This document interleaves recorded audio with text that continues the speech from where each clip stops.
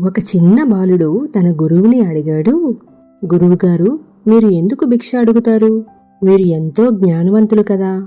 గురువు నవ్వుతూ చెప్పారు, రేపు నాతో రా, నీకు సమాధానం దొరుకుతుంది. మరుసటి రోజు గురువు బాలుడితో కలిసి గ్రామానికి వెళ్లారు. గురువు ప్రతి ఇంటి దగ్గరికి వెళ్లి వినయంగా భిక్ష అడిగారు. కొన్ని ఇళ్లల్లో వారు ప్రేమగా ఆహారం ఇచ్చారు.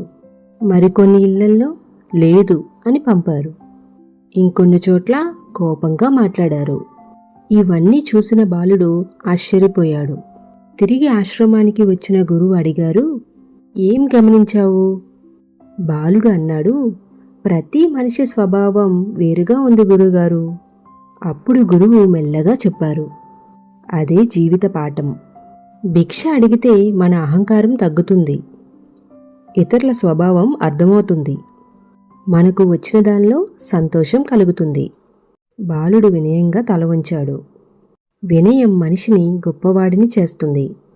తక్కువలో సంతోషంగా ఉండడం నేర్చుకోవాలి. ఈ కథ గనక మీకు నచ్చినట్టయితే లైక్ చేయండి, షేర్ చేయండి అండ్ అలాగే సబ్స్క్రైబ్ చేయడం మాత్రం మర్చిపోకండి. And thank you for watching.